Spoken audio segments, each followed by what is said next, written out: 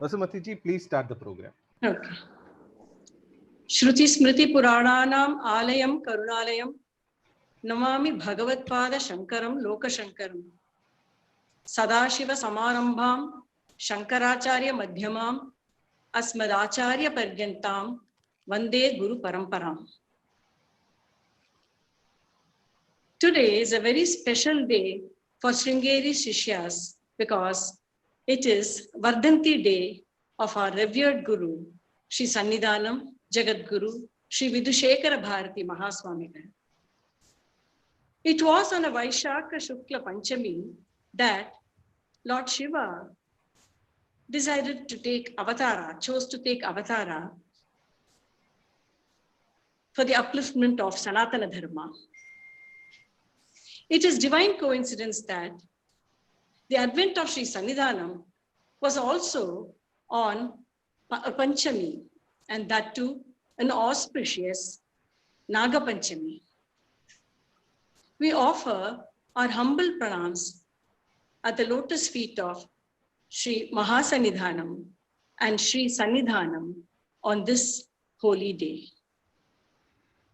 As per the directive of Ubhay Jagat Gurus, we are participating in the Guru Saparya Parayanam through Chaturmasya.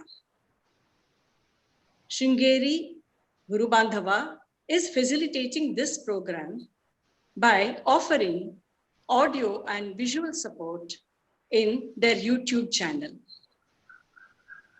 The script for the stotras are also available in 6 languages. There are 5 different time slots for people across the globe to log in according to their convenience. It is appropriate that we remember the greatness of our Purvacharyas during Chaturmasya. With this in mind, Tattvaloka and Sringeri Guru Bandhavas are hosting a series of Guru Saparya lectures every week throughout Chaturmasya. These lectures are on the channel every Sunday at 6:30 p.m. IST. Conceding to the demand of devotees, the lectures are in different languages like Tamil, Telugu, Kannada, Malayalam, and English. Last week's lecture was in Tamil on Jagadguru Shivabhinava Nrsimha Bharati Mahaswamigal, and tomorrow's lecture will be in English on the literary treasures of Sri Vidyaranya Mahaswamigal. Join us and don't miss this rare opportunity.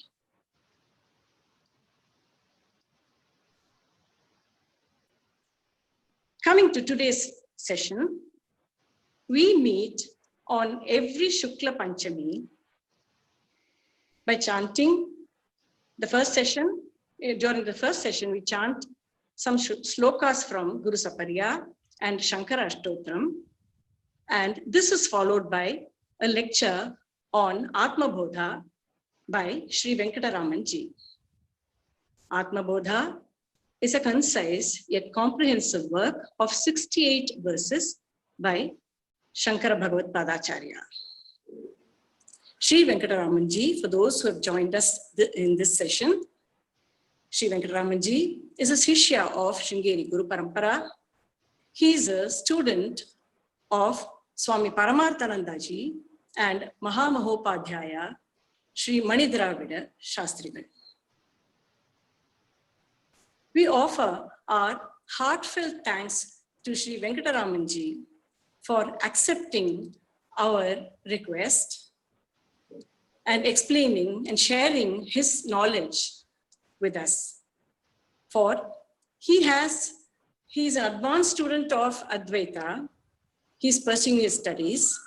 He has a demanding career and he also has family commitments. I really thank Sri Venkataraman Ji and now invite him to take over the session. Namaskaram. Thank you very much, madam, for that very kind introduction.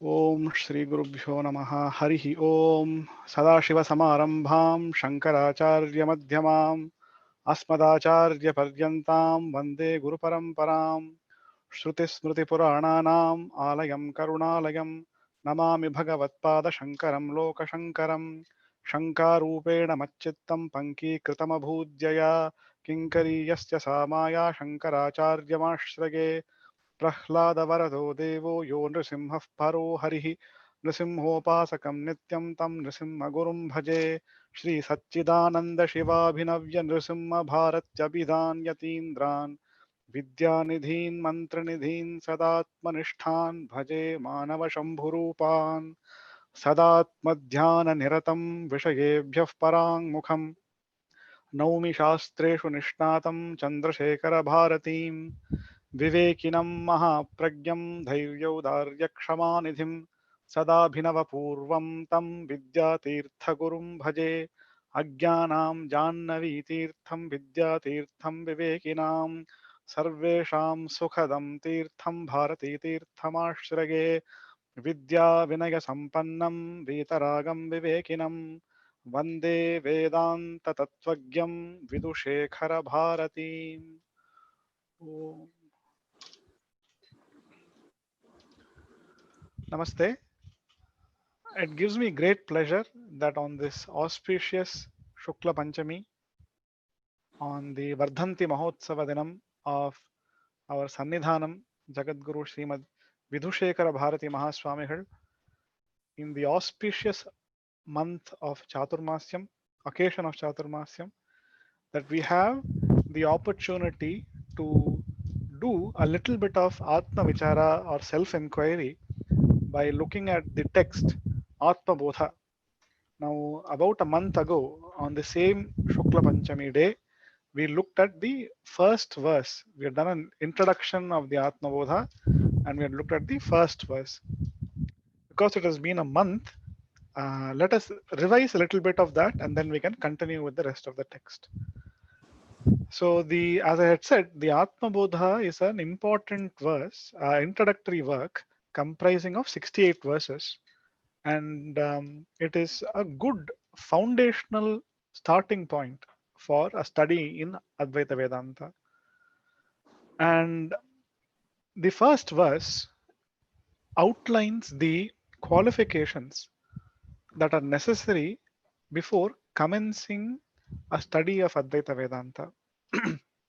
Now, in most of our worldly pursuits, whether it's a job, whether it is a school, whether it is a university, whether it is anything, there are certain qualifications that are required before one is capable of commencing that task. Similarly, the study of Advaita Vedanta requires certain qualifications to be present in the adhikari or the student. And the very first verse of the Atma Bodha talks about what those qualifications are. And we will read that verse. Tapobhishena papanam shantanam vitaraginam mumukshunam apekshoyam atma bodho vidhiyate. So essentially, this verse is talking about the sadhana chatushtaya sampatti, but it does not do so in a direct fashion. It does that in an indirect fashion, and we have to extract that. So, what Adi Shankara Bhagavad Pada is saying is that he is writing this work called Atma Bodha. Atma Bodho Vidhiyate. I am prescribing this text called Atma Bodha for a certain group of people. And he uses four adjectives. He says they need to be Kshina Papanam, they need to be Shantanam, they are Vitaraginam, they are Mumukshunam. So the word Kshina Papa in general means those whose sins have been reduced, attenuated. And Kshina Papanam refers to the individuals who possess that reduced sins. Now, when we are talking about Papam in the context of Advaita, because the focus of Advaita Vedanta is in attaining Atma Jnanam. Any activity or any tendency in an individual to focus, to take one's focus away from the Atma is called a Papa. Now, that could be a Punya in the worldly sense also. Now, we may, because of Punya, we may be blessed with a wonderful family, we may be blessed with wealth, we may be blessed with all the material comforts, we may be blessed with lots of things. So in our worldly life, we will say that is all because of Punya, we will say. But if that very same Punya, if all those material comforts which are a result of those Punyams lead one to forget about the Atma, to lead one away from the pursuit of moksha, then that, according to Vedanta, that punyam itself is papam. So when we are saying that punyam itself is papam, what to talk of papam in our worldly sense? Definitely that is also included. So the word kshina papanam therefore means those individuals who have the first sadhana, the first qualification of vivekam. It is a um, it is using, it is denoting viveka through the mechanism of referring to those individuals as Kshina Papana. Now, the word Vitaragina refers to the second of the Sadhana Chatushtaya Sampatti. It refers to Vairagyam, or a sense of dispassion. In the last session, we had looked at that and we had said there are so many priorities in life, and those individuals who have turned away from the other priorities in life and are focused on Ishvara and Atma, as attaining Ishvara and understanding the Atma as the primary priorities in life, those individuals are the candidates for this. And therefore, Viveka refers to the ability to be able to distinguish between the various priorities in life and choosing moksham as the primary priority in life. The individual who's capable of objectively examining their life and able to choose Atma Jnanam and Moksha as the primary priority, everything else is secondary, such an individual is a Viveki. And the flip side of it, turning away from the other priorities, is Vairagyam. And here that is being denoted by the word Vitaraginam.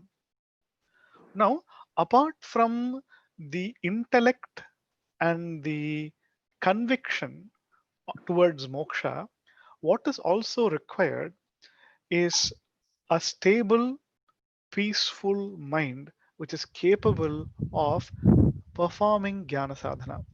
Because the mind is the tool with which one is going to progress in the path of Advaita, and therefore Shantanam symbolically refers to the Samadhi Shatka Sampatti. Shamadhi Shatka Sampatti. Shama, Dama, Uparama, Titiksha, Shraddha, Samadhanam. We had looked at what each of these are. Shama is essentially control of the mind. Now, when the mind is going externally, the ability to pull it back is called Shama. So, it's a certain degree of control. Dama refers to the control of the sense organs, because the sense organs are the means through which the mind goes outwards.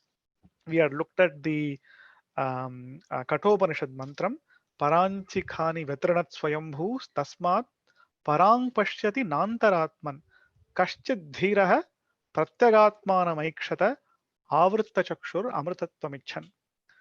The Ishvara has made our minds and our senses in such a way that they're constantly outward going, right? And therefore, we do not have the time or the inclination to look inwards to see who am I, to ask that question. We don't have the time.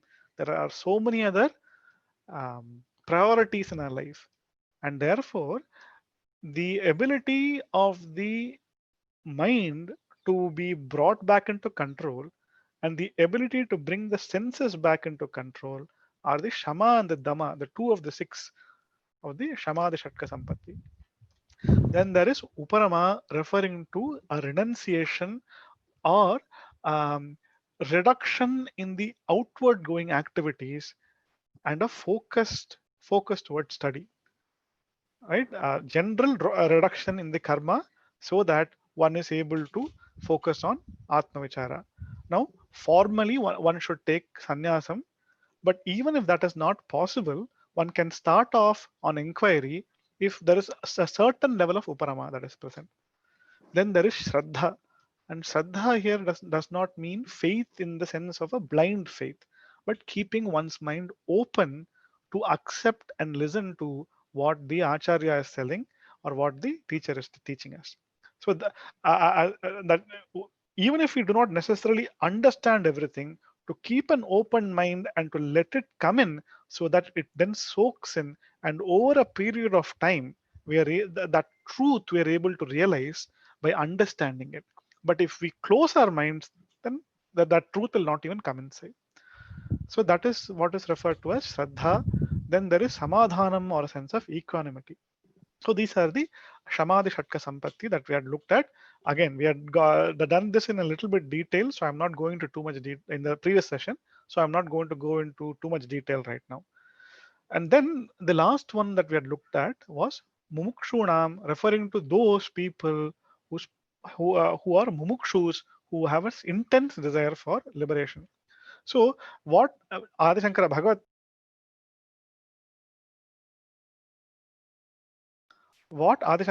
Pada has done through this verse is he has outlined the sadhana chatushtaya sampatti, being viveka, vairagya, mumukshutvam, and shamadhi shatka sampatti. And then he had also indicated the means to earn the the sadhana chatushtaya sampatti, and that was tapovihi. And the word tapovihi literally means austerities, but figuratively, what is meant here is all the activities in the karma kanda, being karma, upasana, etc., dhanam, all those activities, ishtam, purtam, whatever has been prescribed in the Shastra, in the Karmakanda, that is what is being referred to by the word tapovihi. However, with a small difference. Instead of performing those karmas with a desire for the result of the karmas, because the Veda itself will prescribe and say, if you want this particular material desire, do this karma. But if the same karma is performed without that desire, so when we say Parameshwara Prityartham in our Sankalpam, we do not say, I want this result and I want that result. No. If you do it as merely as Parameshwara Prityartham, merely as a dedication to Ishvara, merely for the Preeti or of getting Ishvara's blessing, that blessing here really is the attainment of the sadhana chatushtaya sampatti, because that is the greatest sampatti that one can have. Because with that, if one is blessed to reach a guru who is himself a shrotriya brahmanishtha, who has realized the Brahman himself and who has studied, understood this in a shastra parampara, to attain such a guru and to get the sadhana chatushtaya sampatti, that is the purpose of karma kanda, not the attainment of simple material results. So that was what we had looked at the last class. Now, in today's session, what I want to talk about is the second meaning actually of this verse. Now, whenever we start any chapter or any work for that matter, in Shastra, there is a requirement that the purpose of that work is stated at the very outset. Now, it as is normal in our daily lives also. If we have to commit to doing something, and getting on Jnana Sadhana is a big commitment. It is going to require several births for some people. For some people, it is possible in one birth itself. Um, but it is still a lifelong commitment. And therefore, if somebody is being asked to study a text, which is not going to take the entire life to study, but if somebody is being asked to study a text, it is the duty of the author to say, why should somebody study this? And that is being classified into 4 factors called the Anubandha Chatushtayam. Anubandha Chatushtayam are the fourfold factors that must be mentioned in any introduction, which essentially stipulate who is the adhikari, who is the candidate for this? For whom am I, with whom in mind am I writing this? That is the first factor. The second factor is what is the content, what is the subject matter? That is called Vishaya. The third is what is the benefit, what is the stated aim of this work? And the last is Sambandha, what is the connection between the Adhikari studying the Vishaya and the Prayojanam, that is the stated purpose of this.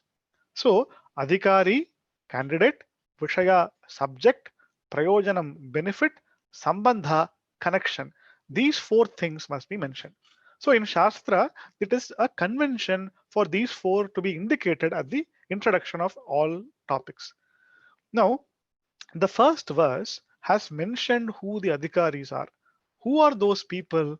The answer is those that have sadhana chatushtaya sampatti that we have talked about. So Atma Bodha's candidates are those that have certain degree or some degree of sadhana chatushtaya sampatti. Even if it may not be perfect, that is fine, but a certain level is expected for them to have benefit. The second thing is Vishaya. What is the subject matter? Now, the name of the work itself indicates that Atma Bodha. So, understanding who is this self, who is this I, who am I, that is the subject matter. The Prayojanam. Now, the Prayojanam is not directly mentioned here, the benefit, but what Shankaracharya says is that Mumukshunam Apekshoyam. This knowledge is given to the seekers of liberation. Now, what does that mean? That means by studying this text, the stated aim is liberation is the stated aim. Moksham is the stated aim. So that is the prayojanam. And finally, the sambandha, the connection, essentially, the connection is that by the attainment of the knowledge of who am I, Atma Bodha, I get the benefit of moksha. And therefore, Adi Shankara Bhagavad Pada is exhorting us, he's telling us, O sadhana chatushtaya sampanna adhikaris, I'm writing this work for you so that you understand your true nature, so that once you understand the true nature, you become muktas or freed. You are freed from samsara. So that is the Anubandha Chatushtayam on the basis of which we can confidently start this work. So this is not a waste of time. This is useful activity. In fact, this is the most useful activity. Anyway, so with that, let us go to the second verse. Bodhonya sadhanebhyo hi sakshan mokshaika sadhanam pakasya vannivadgyanam vina moksho na siddhyati. Now, the what Adi Shankara Bhagavad Pada is saying that for moksha there is one central or main sadhanam, and he says bodha jnanam bodho hi mokshasya sakshat sadhanam eka sadhanam. Jnanam is the primary and direct means of moksha. Not only the primary and direct means of moksha, it is also eka sadhanam, the only means of moksha. Now we have to be um, we have to have a clarity whenever we start Advaita Vedanta. Now there are lots of misconceptions that people may have about what constitutes moksha and how that is to be attained. So for example, there is like a prevalent theory that there is a karma marga, there is a bhakti marga, there is a yoga marga, and then there is a jnana marga. Now what Adi Shankara Bhagavad Pada here is saying, अन्य बोधो ही अन्य साधनेभ्यो साक्षात मोक्षैक साधनम. Compared to any of the other margas, bodha or jnanam is the direct and sole means for moksha. So he's clarifying that at the very outset itself.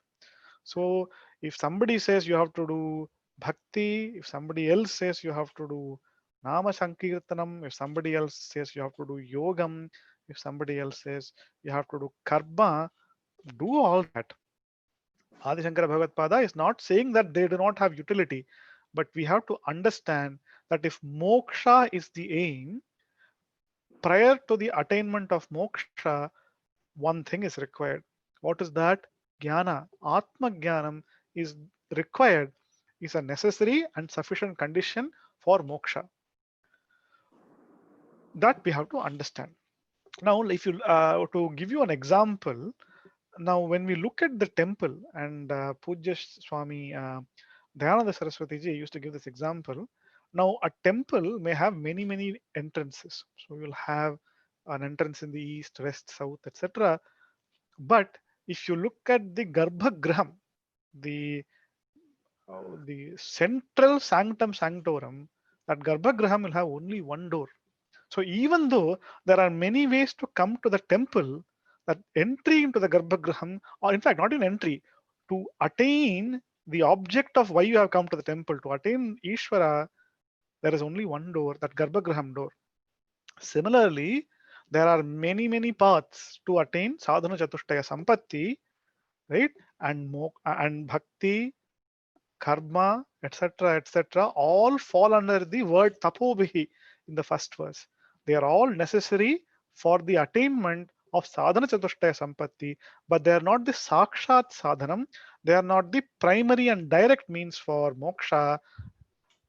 Only Bodha or Jnana is the direct means for moksha. Now, for example, in the Shvetashvatara Upanishad, there is a very interesting example, and where the Upanishad says, under one condition, you can get moksha without jnana. It says, and I'll read the mantra. It says, Yada charmavadakasham veshtayishyanti manavaha tada devam avijnaya dukkhasyanto bhavishyati. So, if you want, the Upanishad says, Shvetashvatara Upanishad, if you want to attain moksha without jnana, you can do it on one condition. What condition is that? If you can roll up the entire sky like a mat and keep it aside, then you can attain moksha without jnanam. What it means is it is not possible to attain moksha without jnanam. And that is what Adi Shankara Bhagavad Pada is also saying in this particular verse. And here he is giving the example Pakasya Vannivat. So, as we said, in one of the special features of the Atma Bodha is that most of the important concepts in Atma Bodha will be explained with the help of an example. And here he says Pakasya Vannivat. So, like cooking, Paka means cooking. So, if you have to cook some food, what is the direct and sole means of cooking food? Okay, some people may say you need to have the gas cylinder, you need to have a stove, you need to have a vessel, you need to have the food grains, you need to have water, you need to have a matchbox. All of that you need. Yes, nobody's saying you do not need. But what is the direct means for cooking food? Even without these, it's possible to cook food. But if you do not have fire, and actually specifically the heat principle, because right now we have microwave, so you don't need fire. So, but in Adi Shankaracharya's time, that was not the case. So he says, Pakasya Vannimate. Now, if there is no fire, you will not be able to cook the food. There is a story which I recently heard where Bhagavan Ramana Maharshi was going with his retinue in on top of the Arunachala hill, and they were carrying a lot of the vessels, etc. They wanted to cook on somewhere in the hill, and they carried everything. All like there's a big retinue. They were carrying food, grains, everything. So they wanted to cook there.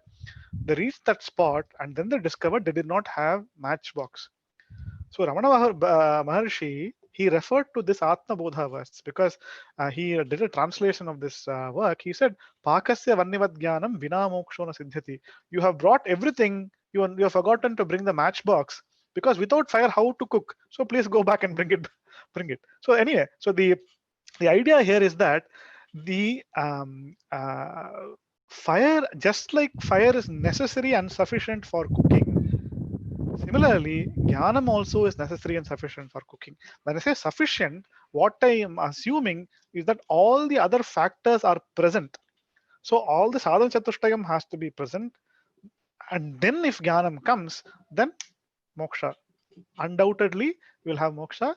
But it is for a lot of us, it is going to take effort to attain the sadhana chatushtaya sampatti. And as we are attaining it, if we have the opportunity for Vedanta Shravanam to listen to the ideas conveyed in Vedanta, then it is going to hold us in good stead, and therefore we will be able to attain this. So, hopefully, with this verse, we have clarified this big misconception that people have, that jnana is one of the means for moksha.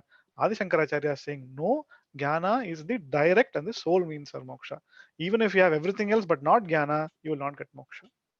And therefore, he is justifying why we have to study this text Atma Bodha, because without Bodha, bodhonya sadhanebhyo hi. If you have all the other sadhana but do not have bodha, you will not be able to attain moksha. So that was the second verse. So I'm just looking at the time that we have just to ensure that we do not exceed the time. So it looks like we have some more. Okay.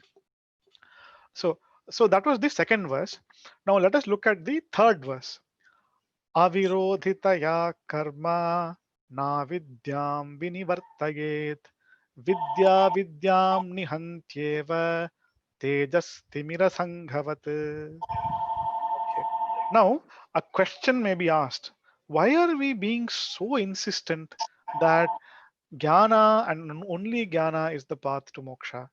Why should we not be a little more generous minded and say that all the other paths are possible? Amongst the many paths, this is also one.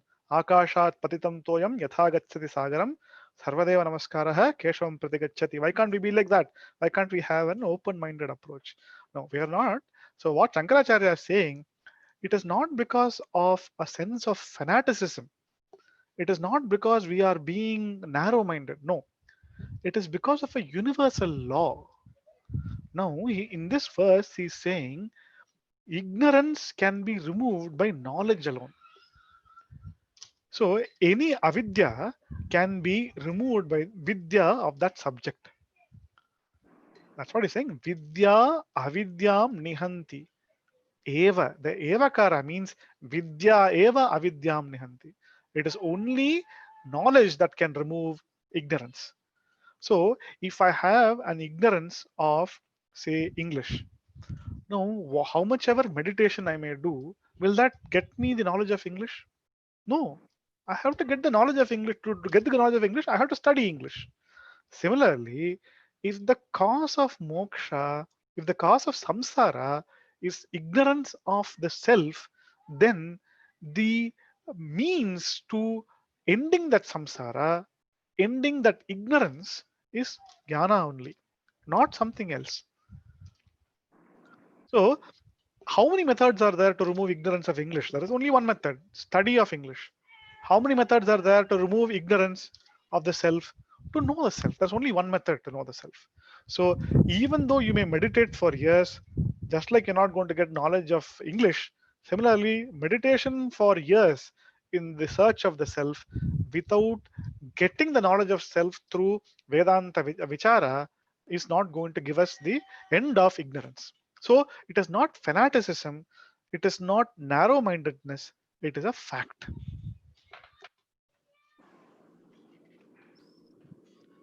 Now, that's what he's saying here. Karma avidyam na vinivartayet. Action will not remove ignorance. No action. And here by the word action, we are referring to both material action but also spiritual. Be it worldly action or Vedic action will not lead to the removal of ignorance. Now, the Vedic action is of three types: Kayika karma, Vachika karma, Manasa karma. So, Kayika karma means all the Vedic rituals that we are performing with our physical body. Vachika karma means all the mantras that we are doing japam, or that we are doing chanting, the Veda Adhyayanam, the Parayanam that we are doing. Manasa karma means all the japas, mental japas that we are doing, all the samadhi anushtanam that is happening, all the yoga anushtanam that is happening. They are all classified under the bucket of karma. And he says all of these will not lead to knowledge. Only pramana will lead to knowledge, only shastra, the Veda will lead to knowledge, and only knowledge will remove ignorance. But this does not mean that the kayika karma, vachika karma, manasa karma, bhakti is useless. Not at all. It, it gives us the sadhana chatushtaya sampatti. It makes the mind less restless, but it will not give you knowledge. For that, you need to have pramanam. You need to have some direct means of knowing the self. And Shastra is the only means of knowing the self. So the question is asked, why is that the case? Why cannot karma remove ignorance? See, we can say, for example, if we are tied up, hmm, so if we are tied up with a rope, if our hands are tied up with a rope, what will remove the rope? Will knowledge that I am free remove the rope? No. You need somebody to come in. You need an action of removing the rope. But in this case, this is different. Here, the problem is that we consider ourselves to be bound. We consider ourselves to be finite. We consider ourselves to be suffering under samsara, not because that suffering, that bondage, that ignorance is real. No. A false notion of limitation because of not knowing our true self. And that will be the next verse we will come to. That is the cause of samsara, and therefore, such a samsara cannot be removed by any action that you perform. It can be removed only by knowledge. And why cannot it be removed by action? He gives the reason for that. Avirodhitaya, because such a karma is not opposed to the problem that I am having.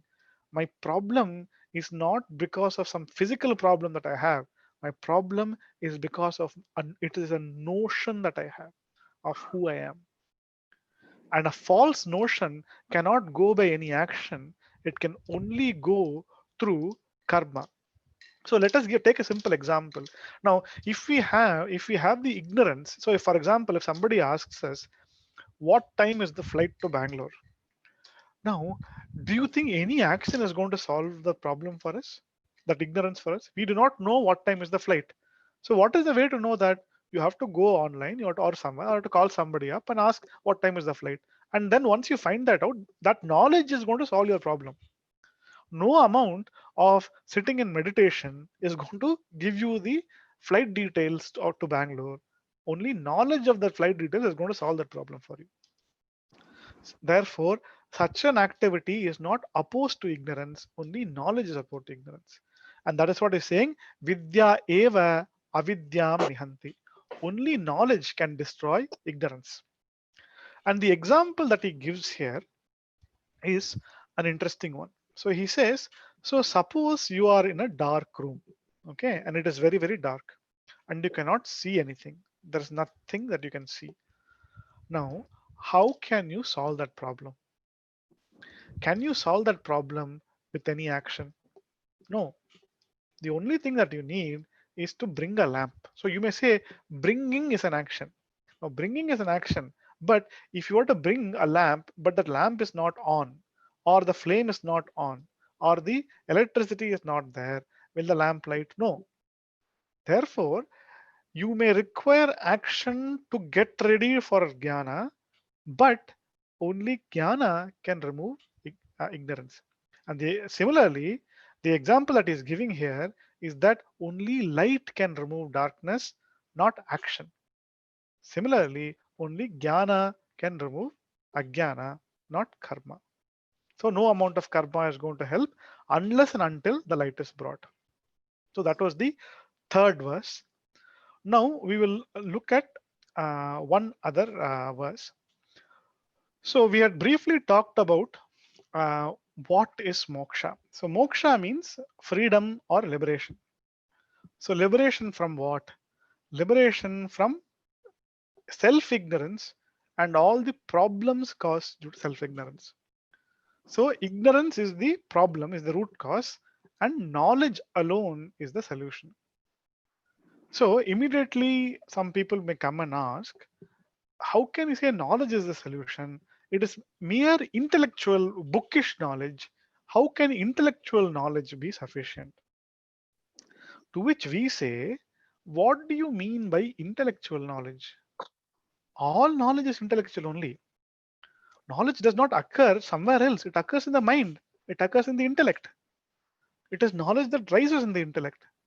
Now, if the problem that you have is one of ignorance, intellectual knowledge is sufficient to remedy the problem. There is nothing beyond that that is required. That there is this big problem I have with samsara is attributing a reality to that samsara. Now, the reason why we are attributing reality to the samsara is also because of ignorance. So the beauty of ignorance is not only does it make us forget who we are, it makes us think, it projects something else. It makes us think we are this finite human body in this cruel world and we are suffering in this finite body. And what does it do? Ignorance makes us believe that that is the reality. And what we are saying is no. The reason why we think that is real is also because of that very same ignorance. The argument that we are making that mere intellectual knowledge is insufficient is also because of ignorance. Knowledge, intellectual knowledge is necessary and sufficient. Now, you may have that knowledge, but you may not have karma, you may not have conviction in that. Now, and this is the big problem for people because they will attend Vedanta classes, they will listen to the Shastra, they will listen to the Guru who gives them the Upadesha, but they will miss it because they will say, what I have is insufficient. There is something else that I have to go for.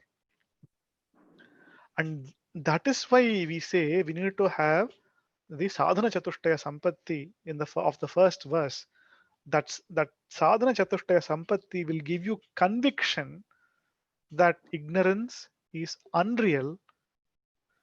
It will give you, and once jnana has given you the clarity as to who we are, it that karma which we have performed, that sadhana chatushtayam that we have attained, will give us the conviction that this is sufficient also. So karma kanda may not be necessary to get the moksha. It is necessary to understand what is the problem and what is the solution to the problem. Anyway, and so we will look at, so why is self-ignorance the problem?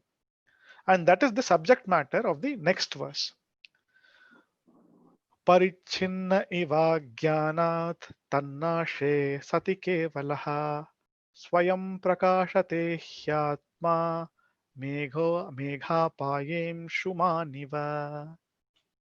So what this is saying is that as long as there is duality, right, as long as you have a notion that there is me and something else, one cannot escape from suffering, one cannot escape from problems.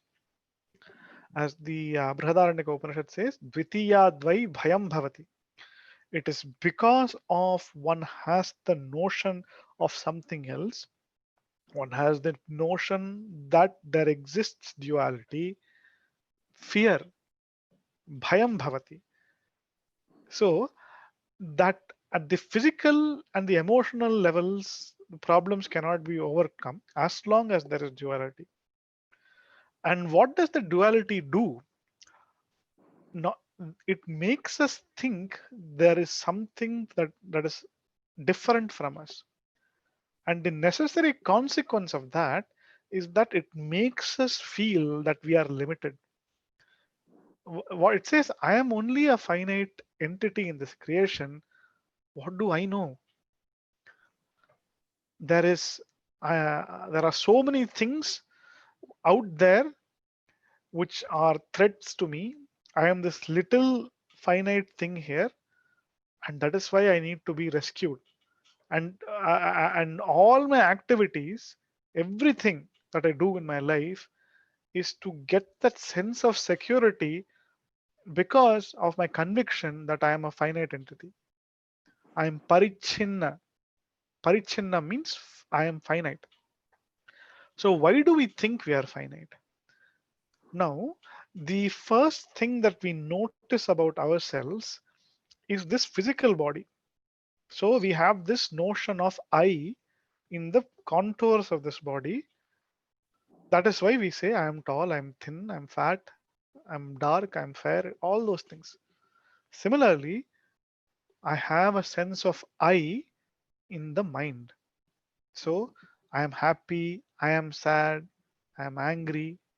What are these? These are all attributes of the mind. So, because of ignorance, we are considering ourselves to be these finite entities. Now, Vedanta is not saying your body is infinite. No. Vedanta is not saying your mind is infinite. No. Vedanta is saying the one who's witnessing the body, witnessing the mind, is infinite. The problem that we have is because of ignorance and because the mind and the body are so closely apparently associated with the real I, we mistakenly attribute ourselves to be the mind and the body, and all the problems of the mind and the body we attribute to ourselves. We say, oh my god, I'm very angry today. What is the point of doing all this? I have I've become so angry. What's the point of all these spiritual attainments, etc.? No. But the mistake there is we are mistaking the conditions of the mind, the conditions of the body, the problems of the mind, the problems of the body with ourselves. Not only do we do that, we extend that I sense to all the objects associated.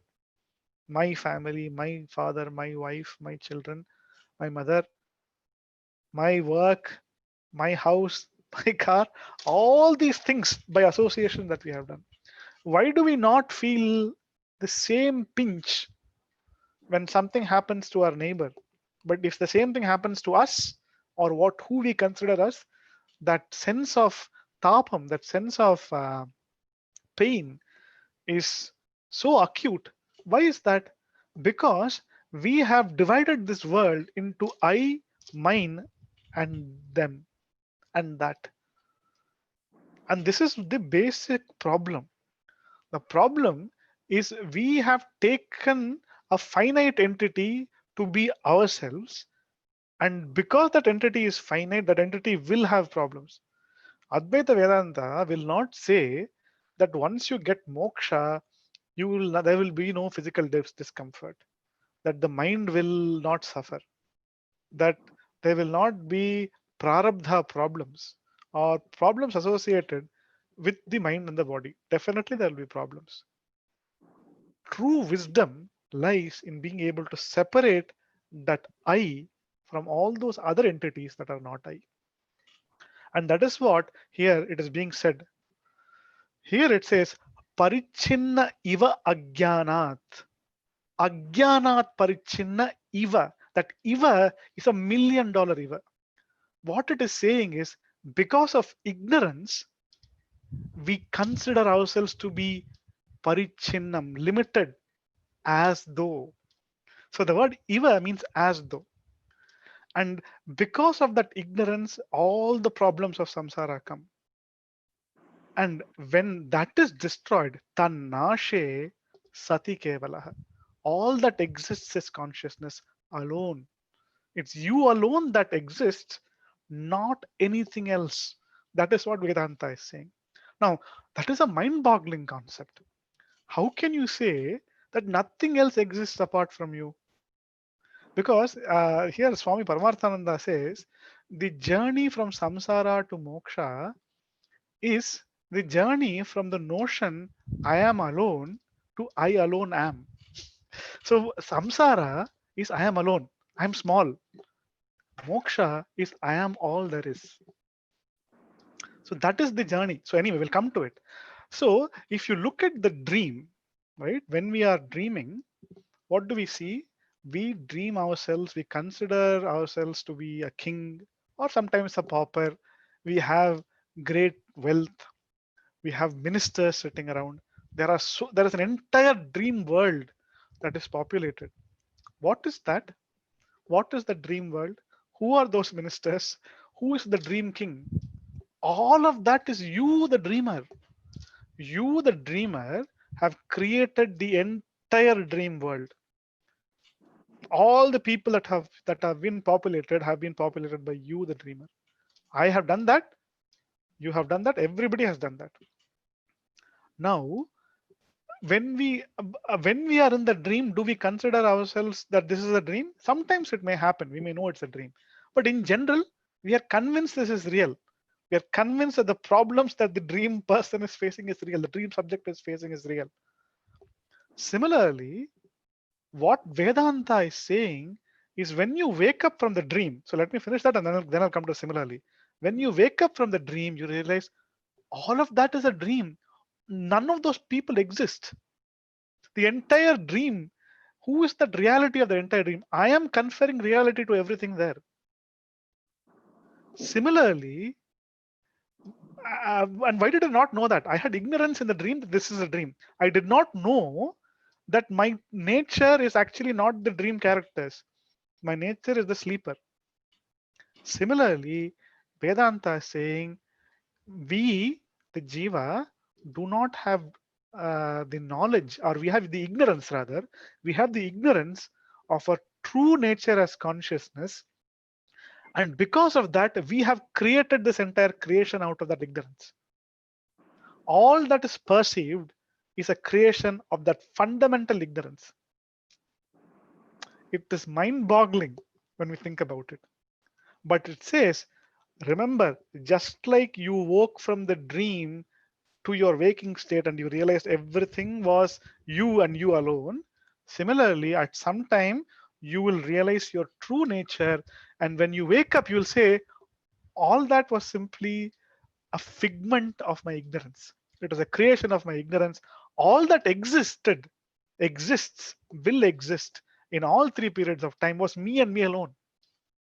I alone am. And that is what is being said. Tannashe, ajnana nashe, sati kevalaha. All that exists. Kevalaha here means alone. That alone exists. That consciousness alone exists. And the fact that this is not a real limitation is what is being said by the word iva. Parichinna iva ajnanat tannashe ajnanashe sati kevalaha. All that exists is the self and the self alone. And then the next line says swayam prakashate hyatma. And what this word swayam prakashate hyatma, this is a very important concept. It says Atma is self-luminous, meaning that once that ignorance is removed, you do not have to do anything else to know the self. The self will automatically appear. So that is what is called the Swayam Prakasham, or the self-luminosity, self-luminousness of Atma. Now, what does this mean? Somebody may have a doubt what this means. So again, let's go back to our dark room example. Now, if we are in a dark room and there is a pot which is covered by a cloth in the dark room. Okay.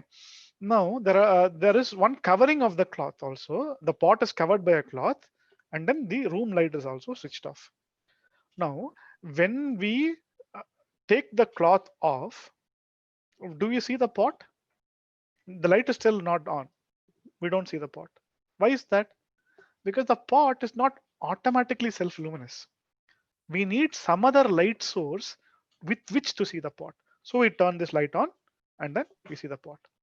So in the case of such things like inert things like the pot, etc., you need to have both the light and the removal of the covering. So if you have the light on, but the covering is still there, will you see the pot? No, we will know that there's some object that is being obscured, but we will not see the pot. So similarly, what we are saying is that when we have to see everyday objects like the pot, etc., you need two things. You need the ignorance over those things to go, similar to the cover here, and we need the light of consciousness. So we, the seer, has to be able to see that object when the veil of ignorance or the covering of ignorance has gone. Okay. Now coming to the Swayam Prakasha concept and the same dark room, we could not see the pot when it was covered, and when even when the light was on, we could not see the pot, because as long as the covering persists, we could not see the pot. Now, if you have a lamp in a dark room and it's covered, and the lamp is lit and the cover is thick also, so it's a dark room, there is a lamp, a lit lamp, and it's covered. Now, so long as the covering is there, we will not be able to see the lamp. But when we take the covering without any other light source on, the lamp will automatically be visible. So that is what is self-luminosity.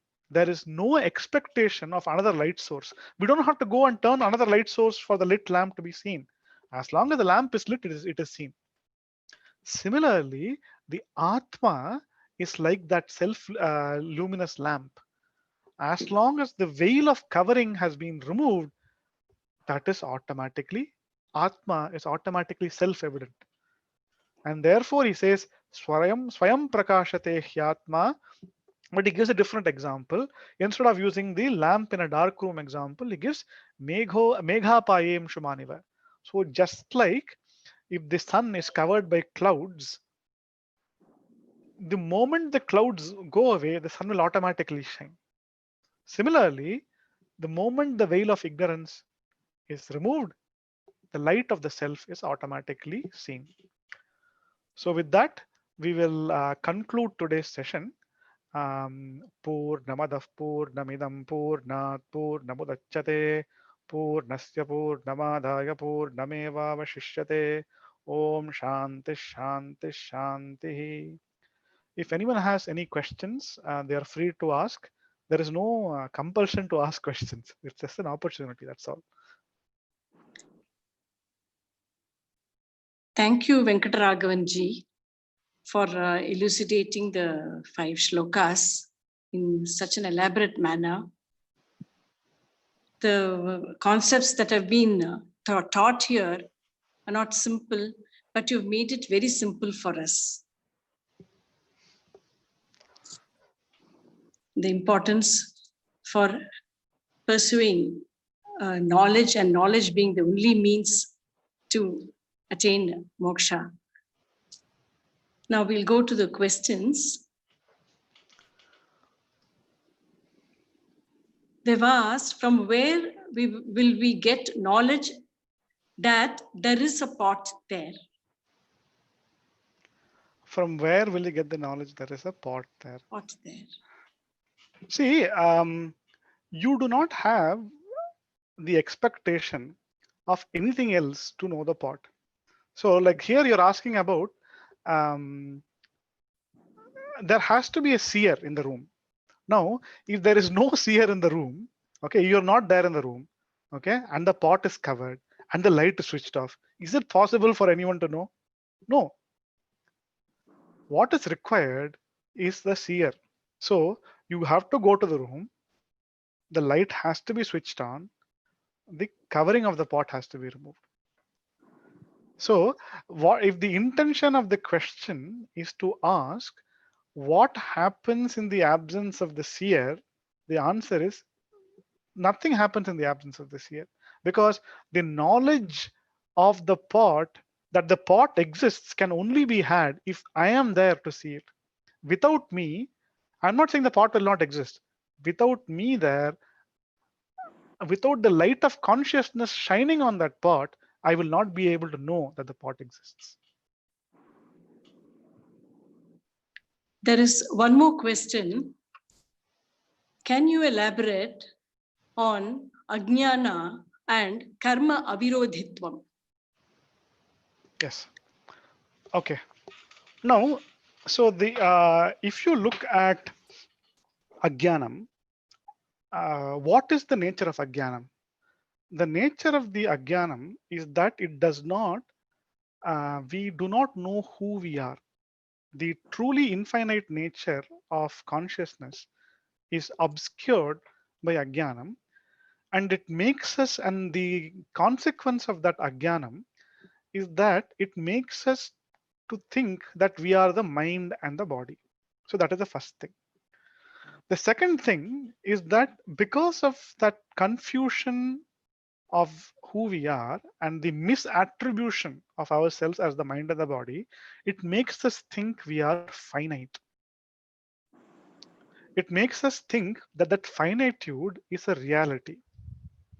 And as any rational individual will do in such a circumstance, they will try to remove the limitation associated with that finitudeness. Meaning, because I think I am small, I have a lot of insecurity, I have a lot of problems. So I will what if I have a problem, what will I seek to do? I will seek to solve the problem. And how will I solve the problem? I'll solve the problem using karma. So I will go and take up action to ensure that this body doesn't suffer. I will take up action so that this mind is happy. I will, and then I see that there is this particular object. If I possess, there is something else apart from me. Without it, I am sad. With it, I am happy. Therefore, let me strive towards attaining that object. So what does ignorance do? It creates something else apart from me, and it creates a desire for that object, and it propels me towards attaining that object. All karma is an attempt at solving this parichinnatvam or limitation. And therefore, karma is not opposed to ignorance, it is a product of ignorance.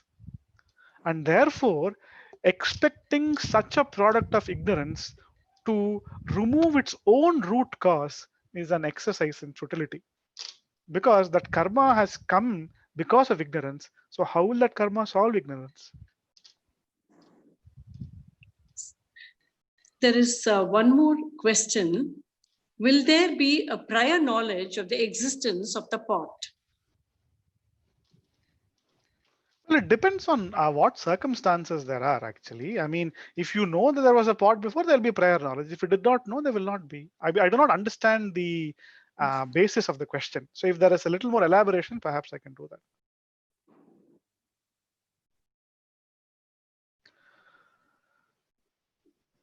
Yes, I think we will close this session with this. Sri Venkataraghavanji, once more, I thank you on behalf of Sringeri Guru Bandhava. Namaste. Thank you, everyone. Sri Guru Bhyo Namaha. We will meet you at our next month session. We are looking forward to it. Definitely. With blessings of Acharya, we'll join you. Sri Guru Bhyo Namaha.